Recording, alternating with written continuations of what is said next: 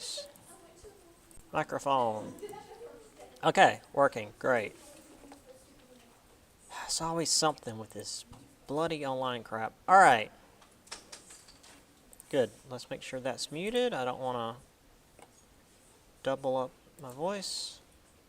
Great. Okay, so welcome to the first proper day of class.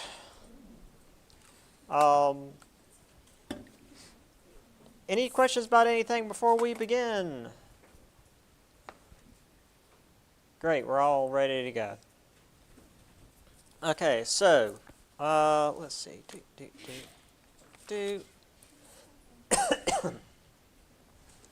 This is chapter 1, mapping global frontiers to 1585.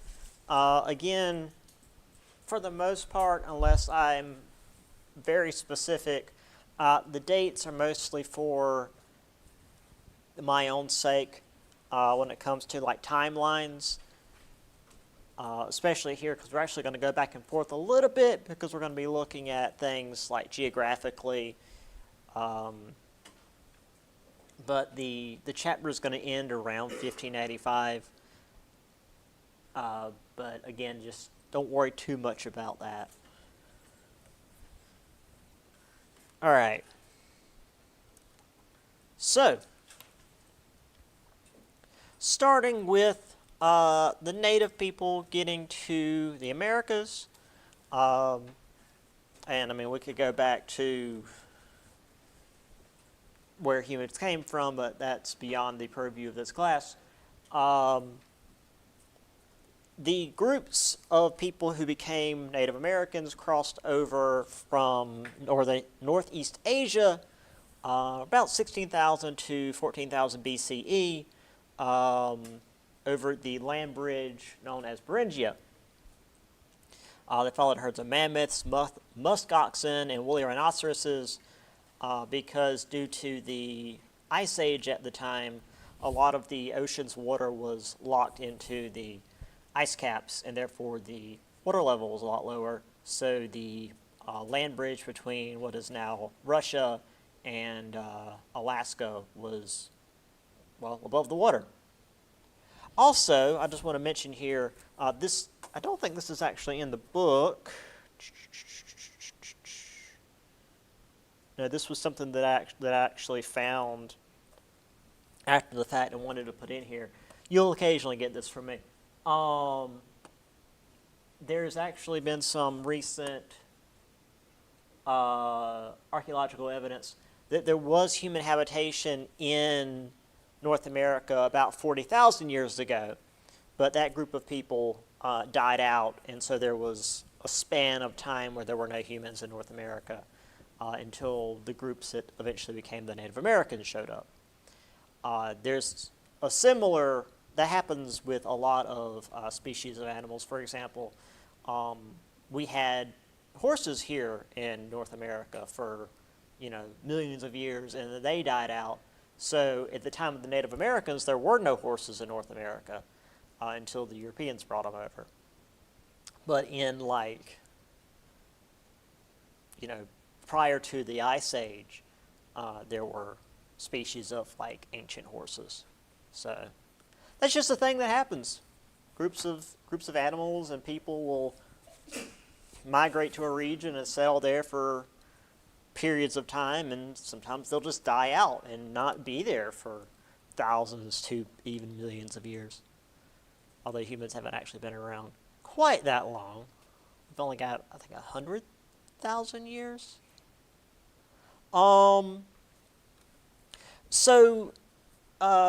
this comes from a different class that I taught, which was fun, but it's not something I teach at this school. The technology that the Native Americans brought with them. Those that stuck around in Africa, in Alaska, their spears became harpoons, and they hunted, seals and whales and whatnot. Others made their way inland, while yet more had little boats and made their way down the Pacific.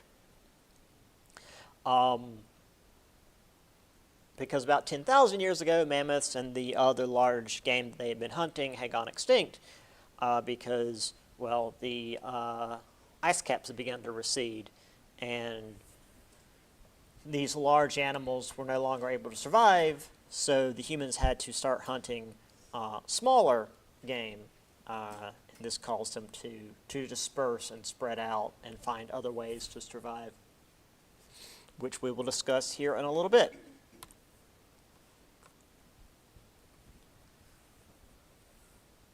So by about 3,000 years ago, so 1000 BCE, some groups had made their way down to what is modern-day Mexico and began to actually settle down as stable communities rather than remaining as nomads. Now, again, this is something that we also talk about in my Western European class.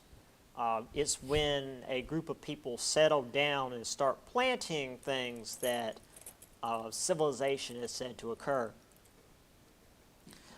Because once you settle down and start growing your own food, you can start building things and creating culture. You're not constantly traveling trying to survive. So large population, accumulation of possessions, horticulture became a thing. This agriculture with small plots of land, simple tools.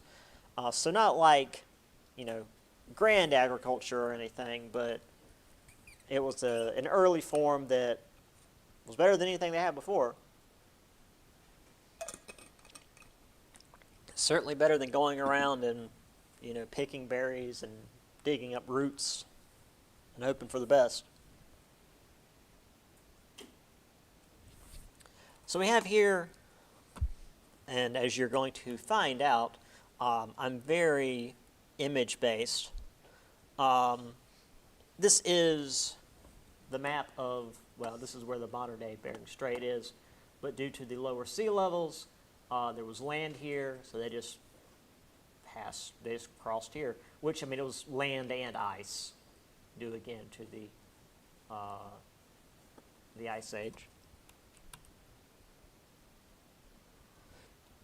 And I had a student on Thursday ask, what's a woolly rhinoceros? Well, glad you asked. I have an image.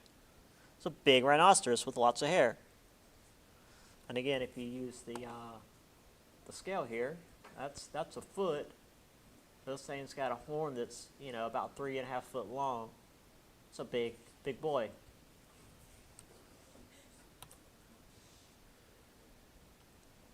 And then, a mammoth, if you don't know what a mammoth looks like.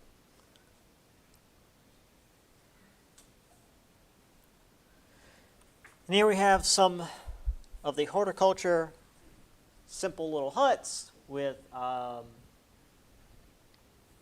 should probably continue pointing with the mouse. I keep forgetting we're actually recording this. With the plots of land radiating off from it. This is, again, prior to written language, so we don't have a lot of history on it, but there is archaeological evidence, although again with this not being made of stone or anything, it's very difficult to find archaeological evidence of this stuff. So good on the archaeologists that were able to dig this stuff up. Usually it's like circles or indentations in the ground. All right. Now on to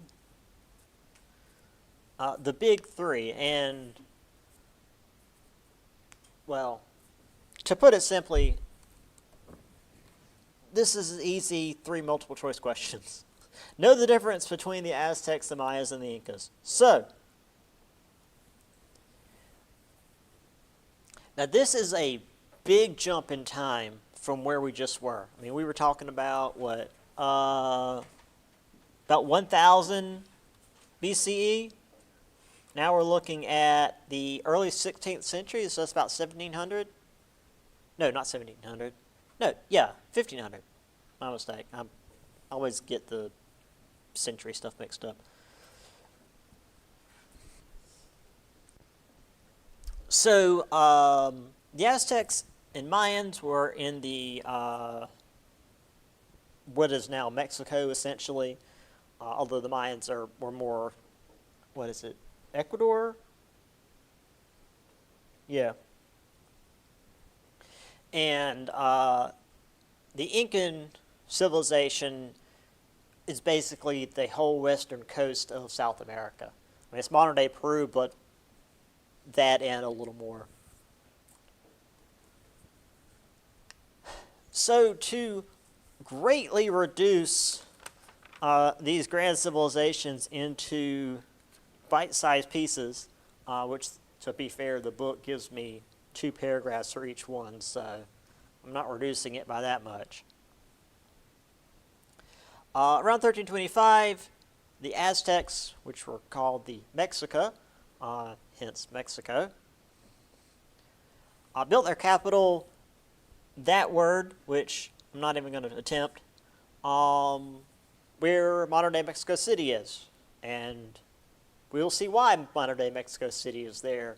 Not today, but soon.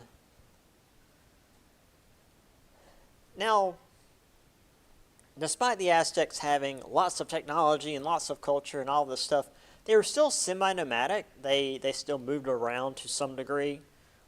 They still had structure. I mean, that's what semi-nomadic means. And they were heavily warrior-based. A lot of this technology that they had was actually taken from tribes that they conquered. This was where they learned irrigation, cultivation, and even a degree of written language, which I guess, I don't know if we haven't been able to translate it or if a lot of it got destroyed. Thanks, Cortez. Or if that's just for a different, more specialized class. But a lot of what they had was actually taken from regions they conquered, which, to be fair, that's how Rome worked. You know, Rome's seen as this bastion of Western civilization. It's like, yeah, they just conquered people and took their stuff and absorbed it into their culture. So, yeah, the Aztecs were just North America's Rome. The Maya, yeah, modern-day Guatemala, 900 BCE to about 300 CE, or BC and 80, whichever you prefer. They had big cities, some temples, math. They studied astronomy. They understood, the way, the patterns of the stars would come back each year. By around 800, though, their civilization declined, and around the early 16th century, again, the 1500s, they reemerged as city-states. Now, if you're not familiar with what that is, it means that they were all still Mayan, but there was no, overall Mayan empire. Each city-state was its own separate, independent power, but they just shared the same culture. Again, going back to my European history course, that's how Greece was, back in the ancient times. You had Sparta and Athens and Corinth and all of that. Like, they were each their own, almost like their own country. They just shared, almost their own countries, but they just shared, a culture. That's how the Mayan people were. I almost said empire. There was not an empire. At least after it declined. And then finally we have the Inca, which were very similar to the Aztecs. They were just down in South America, so they're able to kind of do their own thing and not be affected by the Aztecs. So yeah, they would conquer other people and take their ideas, which, better than just conquering other people and wiping them out. So, it's a step better, I guess. Also, though, in the Andes Mountains, the mountain valleys are extremely fertile, and really, until the Industrial Revolution, you needed to have good farming land to have a prosperous society. It wasn't until literally like the 1800s that you could get by with something else. The capital, Cusco, was right in the middle. Highly advanced roads, cities, intricate temples. So yeah, the Incas were very similar. Similar. They were just down in South America. So yeah, Aztecs were basically just Mexico, but the original Mexico, a long time ago. Maya were in the Yucatan Peninsula. They were the ones that declined and came back as city-states. And then the Incas were the ones that were down in South America and were in the Andes Mountains. Like I said, just know the difference in them, and you'll be fine. Because again, it's multiple choice. You don't have to, like, I'm not going to give you an essay question. Tell me the difference in all of the big tribes. Like, no, that's, like I said, I don't do essay questions. They're terrible. All right. So here we have the Aztec Empire. I've got a little story about this lake. I'm going to pull this map down so you guys can continue writing if you need to.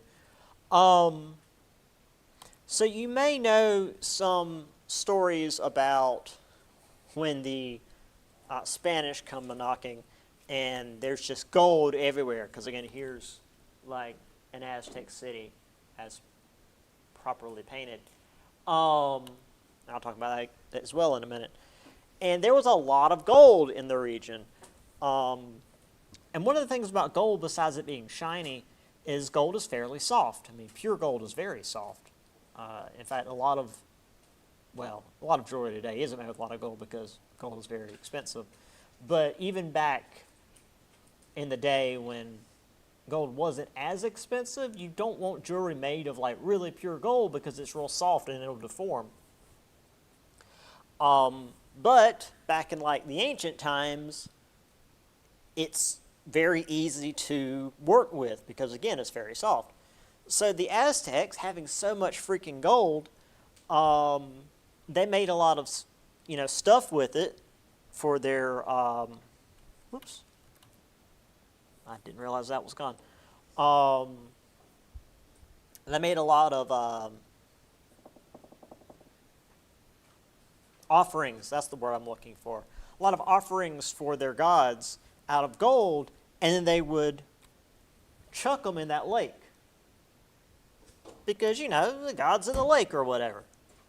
So when the conquistadors showed up, they heard about this, and like, oh, there's tons of gold down in that lake. Let's go get it. Well, the lake, I don't remember exactly what it was about the lake. Like the bottom was really muddy, like not just real muddy, but it's just that much of it at the bottom was silt or something. It would just suck you in. Lots of conquistadors drowned. They didn't get any gold out. It just ate conquistadors. So centuries later, after Mexico became its own, independent nation, they decided, there's a lot of gold in this lake. Let's use our modern technology, and this was like the 1800s. Let's use our modern technology to drain the lake, and we'll get the gold out of it. And people still ended up dying. So more of the story, don't mess with Aztec gold. It's in a lake for a reason. Also, to bring this image back, notice how colorful all of this is? That was how this stuff looked back then. And again, to go back to my Western civilization course, this is also what Rome and Greece looked like. All their stuff was painted. But they used, I always forget the name of the paint. It's the type of paint that uses egg whites as its base. I want to say tempera, but that doesn't sound right. Anyway, it's an organic base paint. And if the society is still running, you can touch it up when it starts to crack and flake off, like any kind of paint.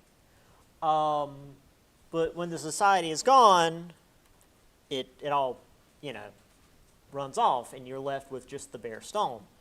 So even in the, actually, let me get back real quick. Even in the case of like Greece and Rome, you see like the statues that are just the pure white marble. It's like, oh, it's so beautiful. It's so like simple and pure. That's not what they look like. They were honestly kind of gaudy. They were painted like this. They had like eyes and like, lipstick, and they often would dress them up in clothes. That was just how it was back then. And again, due to just the passage of time, the paint flaked off, and then people hundreds of years later found them, and that's just how we think of them today. Just something I thought you guys should know. Also, I want to note from this image, I don't know who the landscaper is, but he's keeping back the jungle, so I hope he's being paid well. Because, again, this is literally out in the middle of the rainforest. Good on him.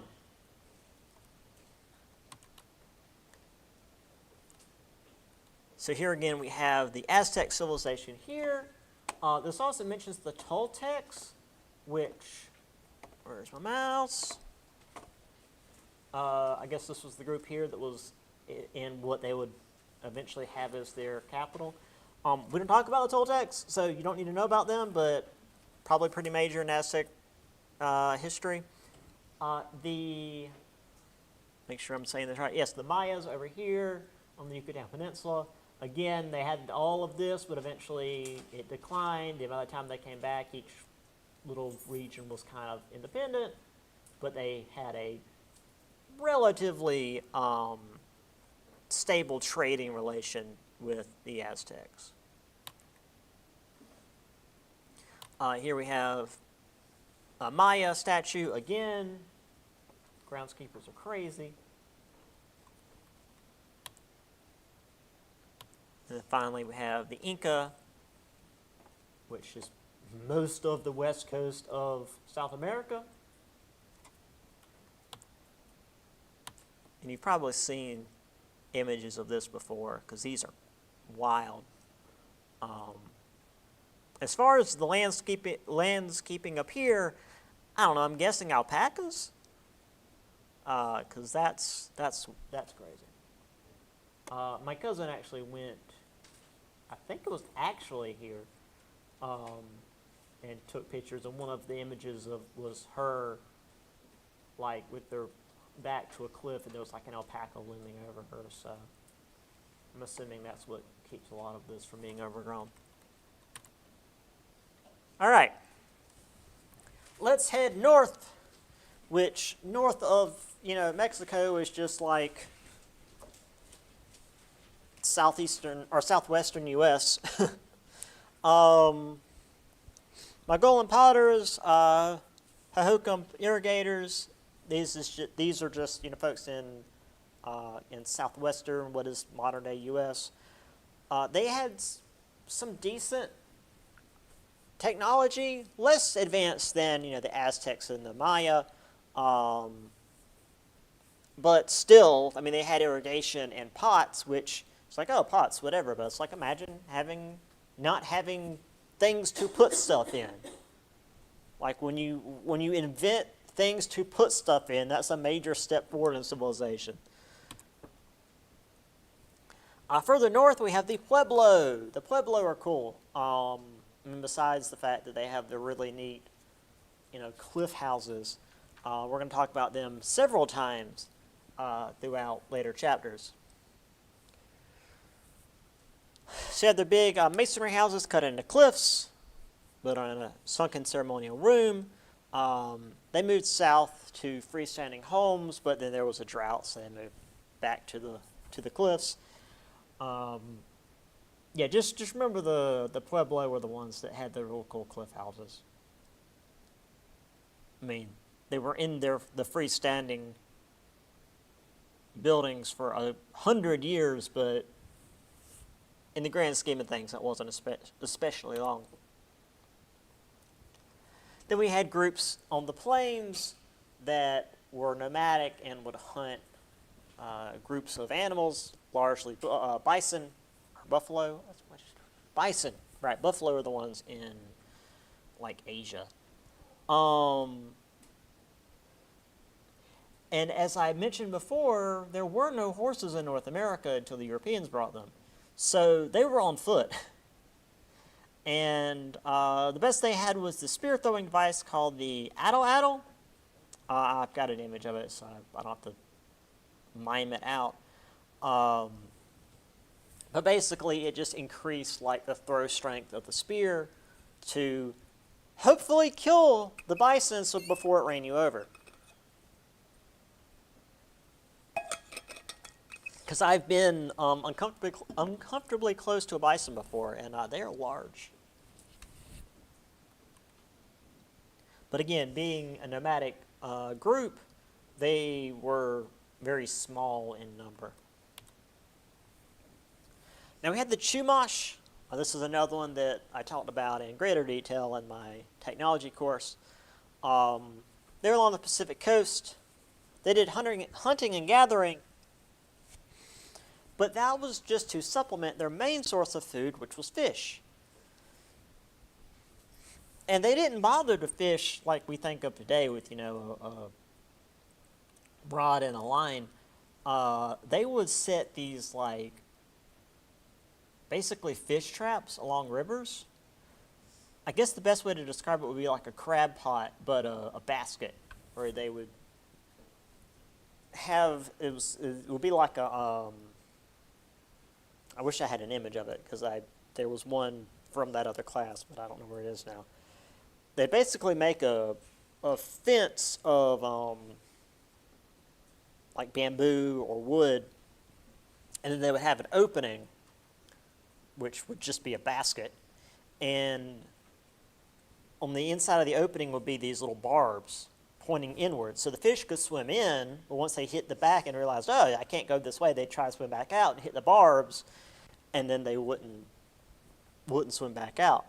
So it was it was very successful. In fact, based on, again, anthropology and studying their bones and whatnot, the Chumash tribes never actually had any kind of famine.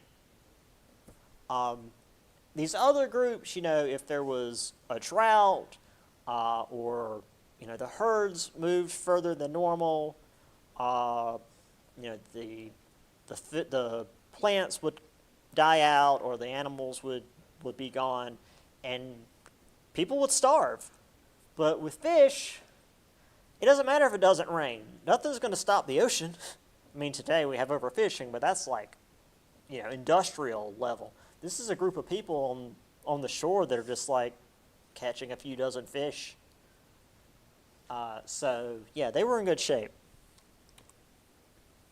And finally, we have the Hopewell, which I gotta have a typo here that I've been meaning to fix for a while, but I keep forgetting. This was not a single group, but instead an overall culture along the Mississippi River. I say here numbering 4,000 to 6,000, which on its own would actually be a lot, considering how small most of these Native American groups were. Each group along the Mississippi River was 4,000 to 6,000, and there were a dozen of these groups. Again, I've got an image I'll show you guys in a minute. But it wasn't like a single tribe. It was multiple groups that worked together rather than doing like the Aztecs and fighting each other and taking each other's crap. They would actually trade along the Mississippi and work together. And the culture would travel along this trading route as well. So today, what we have left of them are typically big burial mounds, earthworks, and other big symbols that kind of united them culturally, if not as a single people. which is something that, again, I could connect back to Europe with like the Celtic people. Even if the people themselves didn't move, their culture did, yada, yada, yada. That's a different thing. So, again, I'm sure you've seen the Pueblo adobe houses. And to see how big some of these villages were, it's really quite cool.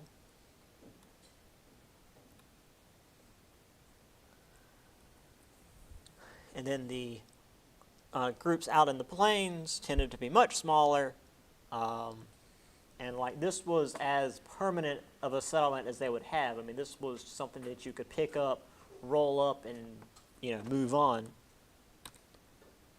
And here we have the atlatl, which was basically just a stick with a bit of leather on the end that would hold the spear, and then you could use it to throw the spear further and harder.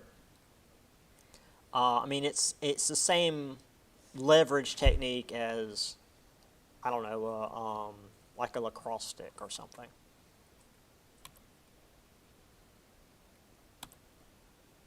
And this is closer to like the Chumash people, but also like the tribes up in Alaska that would use whalebone to strengthen their homes because they would hunt whales, which again just sounds freaking mental for people with like not even Iron Age weapons, but more power to them.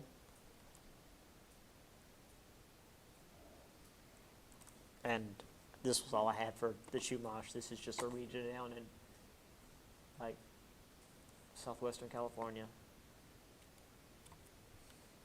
But yeah, as you can see, lots of rivers, lots of places where they could set up and catch fish. And a lot of these earthworks, as you can see from the one actual image we have that's not a 3D rendering, they just look like hills, especially when you're right there on them. It's just like, okay, there's some hills. But when you pull back, and especially again using like ground penetrating radar, and you can see the whole thing, these are intentionally made and have some significance that oftentimes has been lost to history because, again, a lot of times they didn't have a written language. But this was a big group. Again, it was multiple groups, but, a collective culture. But they were all up the Mississippi, even up into Canada, all the way down into Florida, and even into like eastern Texas. So yeah, it was a big group.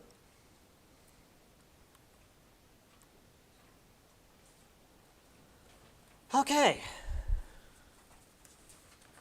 Making decent time. So, now we have to go back to Europe because obviously we're talking about European settlement in North America. We just had to first discuss who was here first and the people that are going to be dealing with the Europeans. So, on to Europe. So again, we got to cut out quite a bit of background. The Mesopotamia and Greeks and the Romans and all of that. Let's just say the 1500s, Islam's pushing into Western Europe. We have the Crusades. The goal of the Crusades was to establish settlements in the Middle East, in particular Jerusalem. And while that technically was successful with the First Crusade, that was quickly overthrown by Saladin, who reorganized the Muslim world under him. Due to, in part, the East being more cut off, it caused Europe to have to look for other ways to travel. Now, Europeans had been interested in other parts of the world for a while. If you go further back than the 1500s, you've got Marco Polo in the 1270s, traveled to China, introduced Europe to exotic items and ideas, all the spices and silk, and especially for Britain, the tea. Well, 1200s, Britain wasn't really a thing yet. Let's see,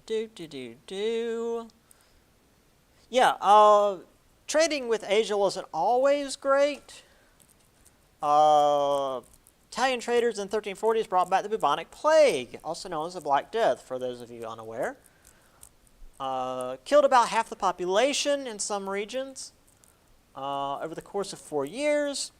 And while this was going on, no wait, 1200s, Britain was a thing. Well, not Britain, England. I will be pedantic about that. Right. And then while this was happening, England and France were fighting the 100 Years' War, because obviously they were fighting over the course of technically 113 years. It wasn't 113 years non-stop. It was on and off fighting, while, bands of cutthroats would just roam around France and burn down villages and murder people while the plague was happening. Now, technically the worst of the plague was those 4 years, but the plague didn't just go away. If you survived the plague, you were immune, because the bubonic plague, Yersinia pestis, it's bacterial. So if you survive it, you develop antibodies, and that's it. You're immune. Good for you. Unfortunately, that's not something you can pass on. So the thing about the plague is it tended to show up every 10 years or so, and that meant the next generation, which was now about 10 years old, got wiped out. So the population of Europe basically didn't grow for the next about 500 years. Europe was in a bad place for a long time. And technically, the bubonic plague still exists. There's I think about a dozen cases a year. But again, it's bacterial. It's very easy to take care of. Most of the time it's in places where there's poor sanitation, and people get it, and it causes your lymph nodes to swell up. It's unpleasant, but very rarely does it kill anybody anymore. So, with the plague subsiding, which meant that the population actually started growing again, cities started growing again, because with all of that, there were literally no cities. There were no large population centers. People just lived in little villages. The economies and culture started to grow. The Renaissance happened. We had art and technology, unified governments like Spain and Portugal that wanted to gain more power and more money. So they sent explorers and missionaries to find new riches and also more people to convert, because why not? Because, they were dealing with, especially Spain, dealing with the Moors in Spain, which is to say the Muslims in Spain. So they were certainly looking into converting people, either through persuasion or at the end of a sword, which was pretty common in Europe. So here we have, I guess this would be the Fourth Crusade, because you can see here Saladin. That's again the leader of the Muslims, which would mean one of these guys should be King Henry the Lionheart, but I can't. None of these names look like that. Also, I don't know what's happened to this guy, but he's not having a good day.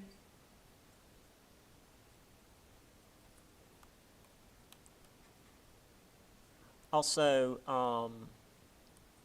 I shouldn't, but I can't not make fun of European. I say European.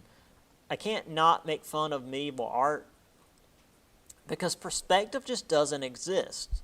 Like these guys here, that makes sense because they're up close and so they're bigger. And back here's the castle and it's smaller, and these dudes on the castle are small. That makes sense. Why are these guys 40 feet tall?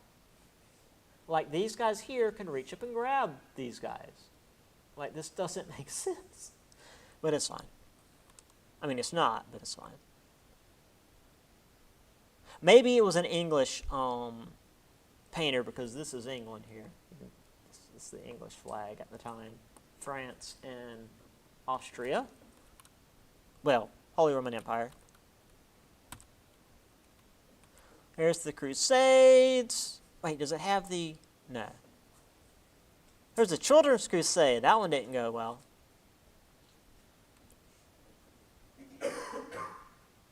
There's Marco Polo.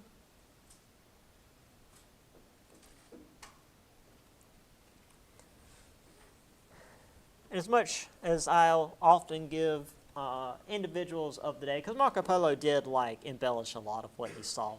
It's like, oh, the people breathe fire and it can turn into snakes. I mean, I don't know if he necessarily said that specifically, but he made up a lot of crap. He did actually do a lot of traveling. I mean, like he traveled through the hinterlands of China, actually went into the inland, which is really uncommon, especially back then. So good on him. You know, way down here, all along the coast of India, and then back up. So yeah, that was not bad. Oh, here we are. Here's the Black Death. Again, repeated outbreaks for a good 400 years. Traveling down through Asia and then first hitting the ports in typically Italy, but then also, you know, just along the coast and then spreading up. Any clue as to why there's this big region here that was largely unaffected? Anybody know anything? Anybody have any clue about European, like, social anything of the day?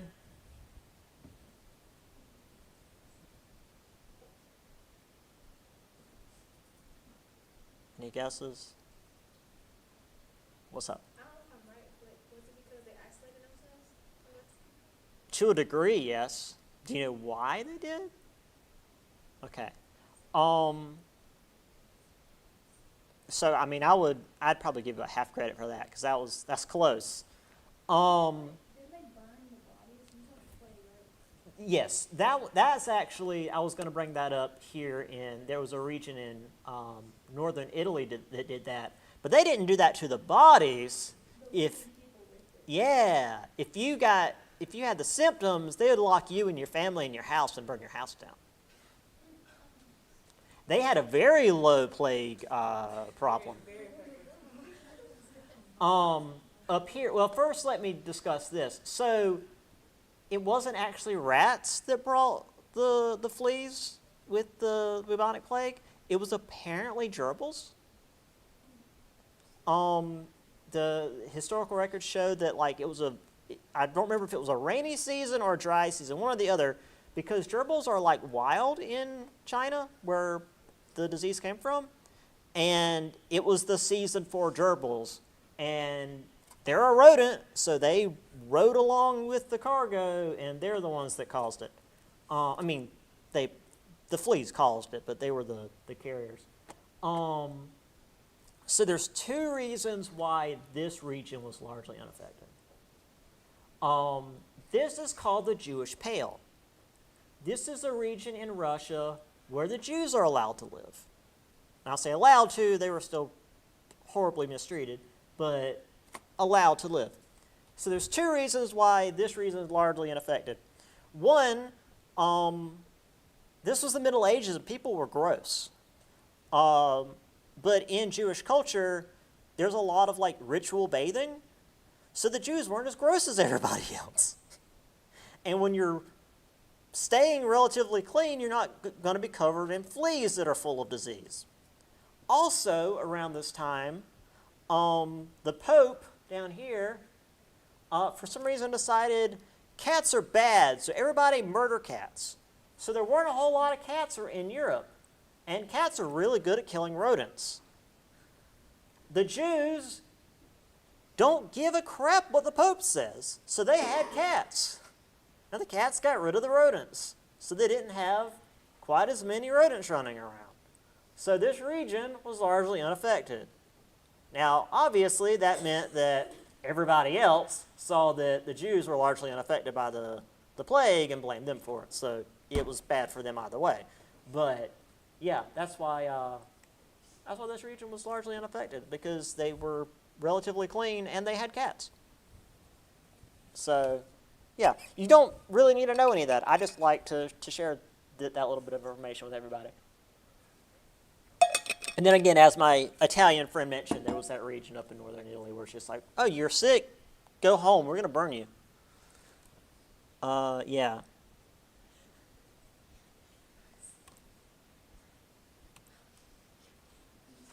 Anyway, there's folks having a great time in the plague.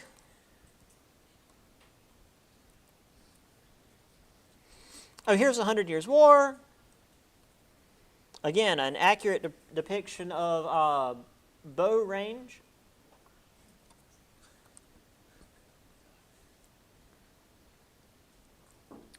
Speaking of the Renaissance, this is, I don't remember the name of the chapel. I should remember the name of the chapel.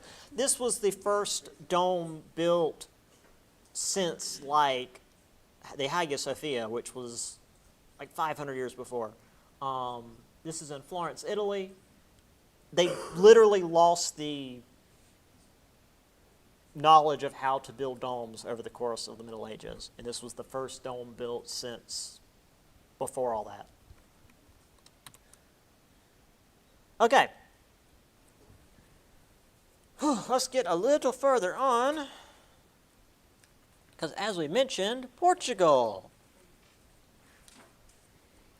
So usually when we talk about, North America and European powers getting involved, we talk about, Spain at first, which we're going to, and then particularly France and England, but then mostly England.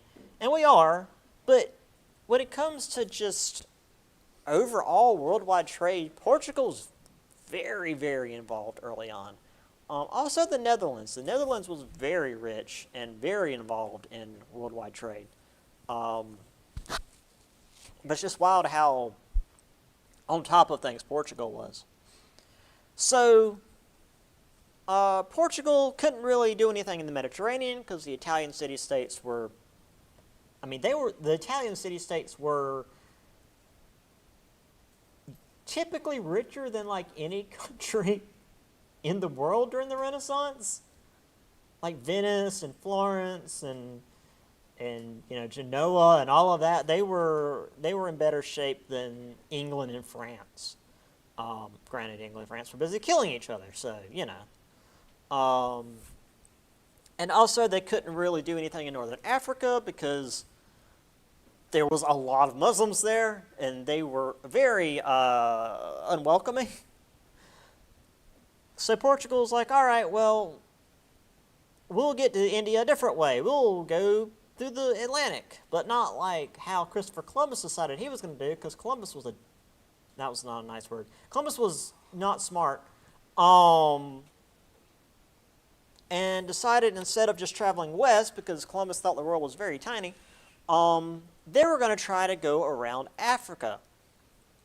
Now, granted, Africa was also full of malaria, and folks in Europe couldn't so much as get near Africa without dying of malaria. So they actually didn't know how far South Africa went. It was just like, well, the land's got to end somewhere, right? You can't go on forever. So we have Prince Henry, also known as Prince Henry the Navigator. He got a lot of knowledge from the Arab world, Italian cartographers and navigators, because apparently the Italians were the best when it came to ships. As we're going to see again when it comes to like North American exploration, all the early ones were Italian, even though Italy itself, well, Italy wasn't a nation. Anyway, there were no actual Italian exploration like expeditions. There was just Italians leading them. So yeah, they were trying to get to India through the Atlantic. Unfortunately, the Atlantic sucks for sailing, especially when all you're used to is the Mediterranean, because compared to the Atlantic, the Mediterranean is like a bathtub. Sure, you can get some rough seas. I mean, you've got lots of Greek tales of, Poseidon's wrath and these big scary storms. It's like, yeah, because you're on this itty bitty boat. The Atlantic was bad. So they had to develop a new type of ship, known as the caravel, narrow hulls, triangular sails, and even then they tended to try to stay as close to the shore of Africa as possible. Now, to be fair, the West African coast is where hurricanes come from, or at least our hurricanes. So it was still pretty stormy. Eventually, 1487, they had a trading post and fort on the Gold Coast, which is modern-day Ghana. So that's about halfway down Africa, if I remember right. I don't have a map in the book. Well, I'm sure I've got a map here in a minute. And then Bartholomew Diaz rounded the Cape of Good Hope, which is to say, hey, Africa has a bottom, awesome. And then he went back home because he did not have the supplies to keep going. His job was to make sure that Africa actually had a bottom. Can you imagine just like sailing south and not knowing if there was an end? And that was, again, why he named it the Cape of Good Hope. It was like, oh, thank God. It worked. I'm going home.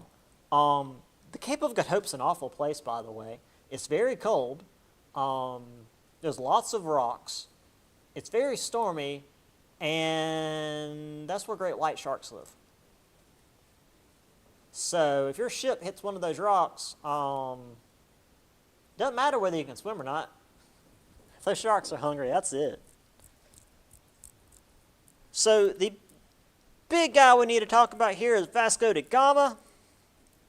10 years after Diaz, he made his way down and took 2 years to get to India and back. So again, just showing you how long these voyages take. Once again, I'm not going to ask you these years. I'm just showing you timeline-wise what we're looking at. This isn't a month-long journey. This is a multiple years-long journey.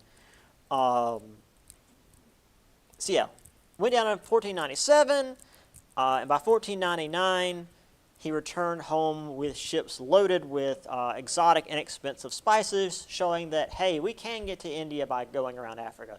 It's just a pain in the butt.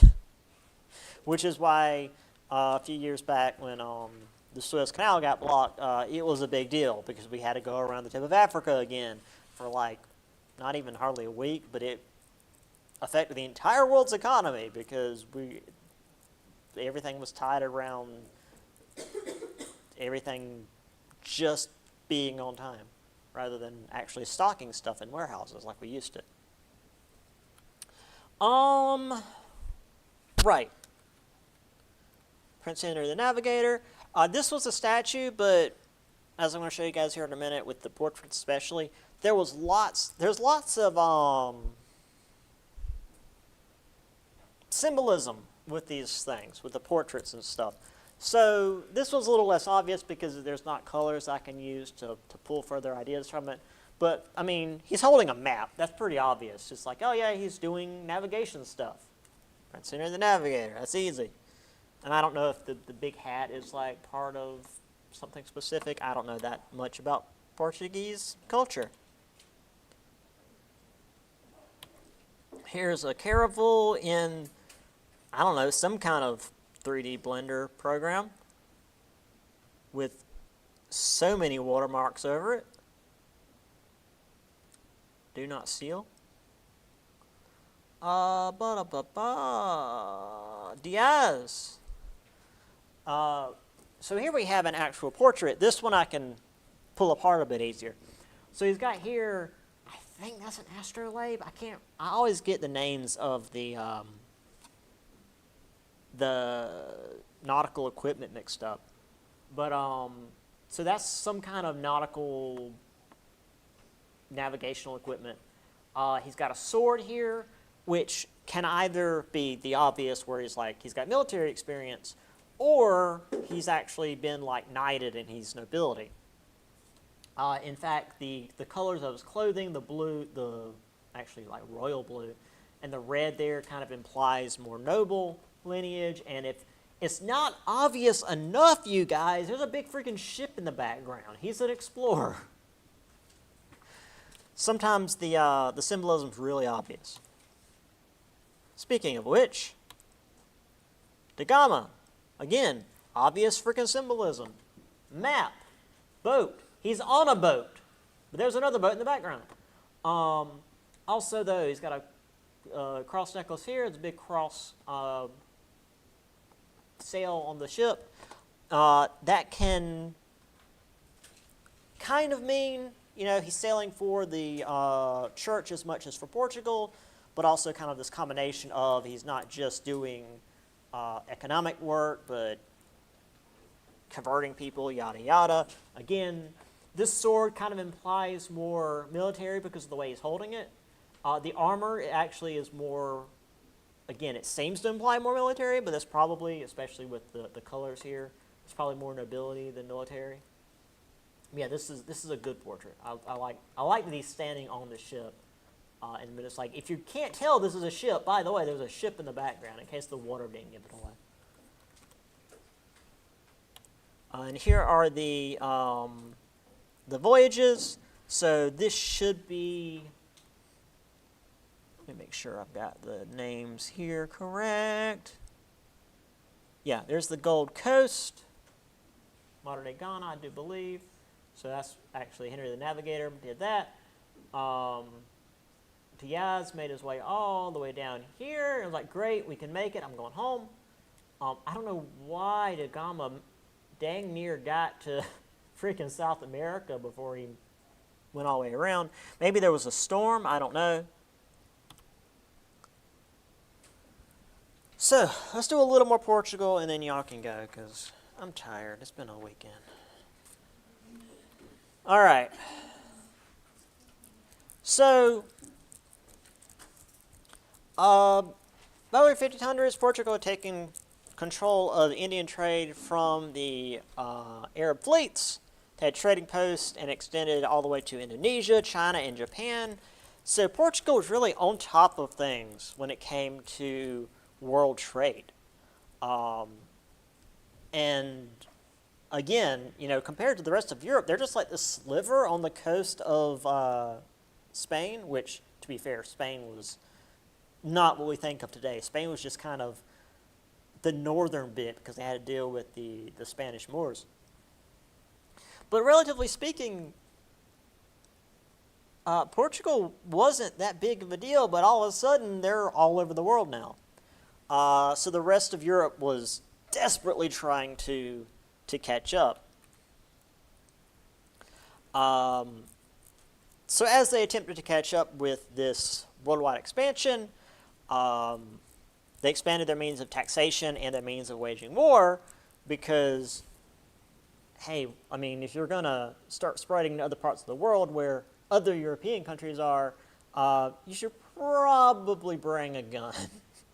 And by gun, I mean cannons.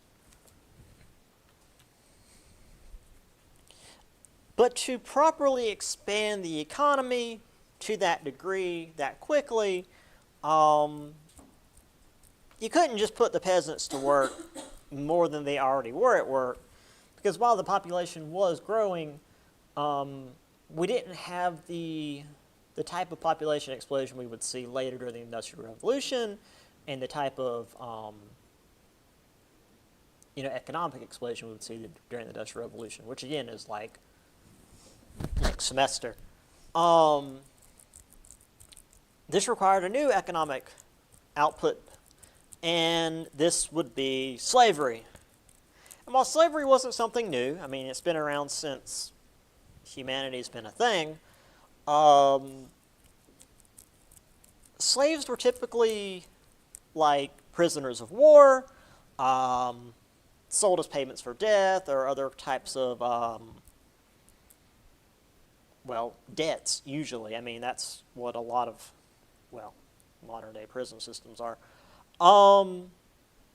But even then, it wasn't inherited. Like, if a dude was captured in war and was sold as a slave, like his children wouldn't then be made into slaves, and then their children made into slaves, and on and on. But that, of course, changed as the Europeans pushed into the African slave trade, because, of course, you have to get into that. Now, as I said, we've only got, a few minutes left, so we're not going to dive quite into that today. So we'll save that for Wednesday.